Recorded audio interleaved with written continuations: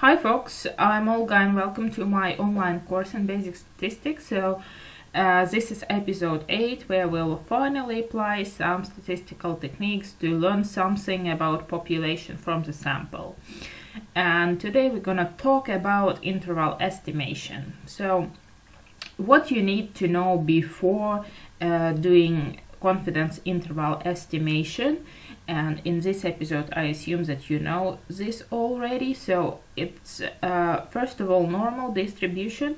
You can learn more about normal distribution from episode 5. Then sampling distribution, this you can find in episode 6, and would also be nice if you would know what's point estimate, and that's a concept from episode 7. So firstly, think about the following. When you buy some food and package says that it's 250 grams of this food that you bought, how likely is that you really have exactly 250 grams in that package? So I would say that it's not really likely, but what's very likely is that it's at least, say, 250 plus minus 2.5 grams, or even more likely, what's even more likely is that the actual weight would be 250 plus minus, say, 25 grams. Okay, it's more likely, but it's not very precise now if you think about it. So it's kind of some sort of relation between how precise it is and how likely it is. So that's basic saying that would connect point estimate and interval estimate. And 250 is a point estimate. 250 plus minus 2.5 gram is an interval estimate or confidence interval estimate.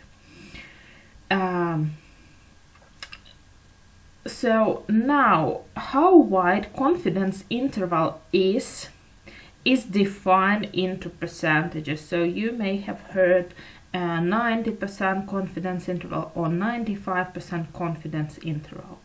And this wide in percentage is already known to us, and it's already known to us area under the curve. So 90% confidence interval means that our lower and upper limits are such that between them we have 90% of our data.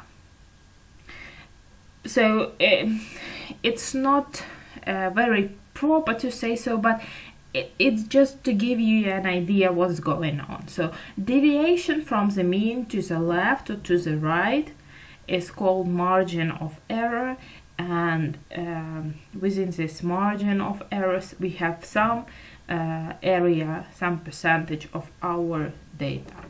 So here is another representation of the same idea. So 90% of area lies within, as you see in the top left graph.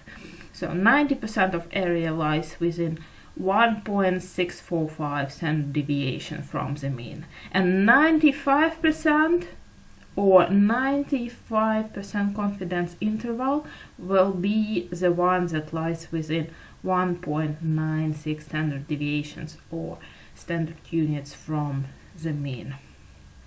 So if we know the size of our sample and we have estimated mean and standard deviation from that sample, we will have an idea how wide we want our confidence interval to be. So what we do next, we simply apply the general formula you see on your screen now. Let's have a look at the example. Maybe it will become more clear to you what's going on. So assume that we have the information about 9 children, 9-10 years old children, and we know that it's normally distributed data, and mean is 90 pounds and standard deviation is 36. So how to calculate 95% confidence interval for the weight?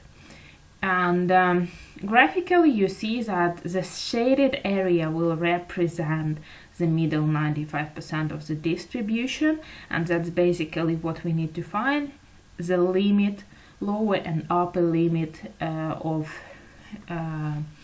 this area and precise figures behind this limit. So we use the formula that you find on the previous slide. So we know what's the mean, what's standard deviation, we have number of our observations, and we know that for 95% confidence interval our z-value is 1.96. In a moment I will explain how to get this 1.96 from normal table, for example, but as for now let's assume that we have all information we need to do calculations, and calculations are given to you on the screen.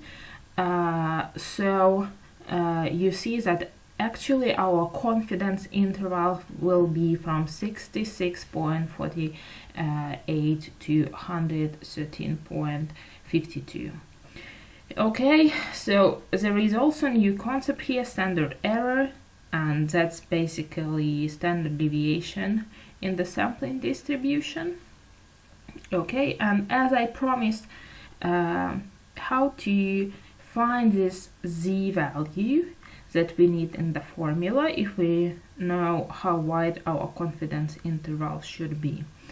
So for example, 95% confidence interval requires that the shaded area is 97.5%. Why is that? Because confidence interval assumes that there are tails on both sides. So if we have 95% confidence interval, we have 5% of our data that is not included, and since it's 5% that is not included on both sides, we have to split it into two, and that would mean that we have to find z-value for shaded area of 97.5%.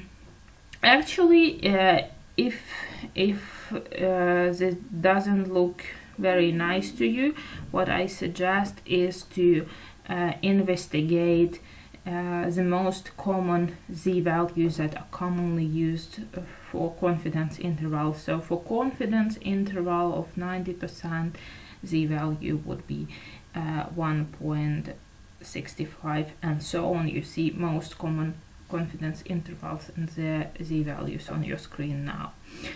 So that's basically all you need to know about how to build confidence intervals, and I hope that you enjoyed this video. Thanks for watching, and see you in the next episode about hypothesis testing. And as usual, good luck in your study in statistics.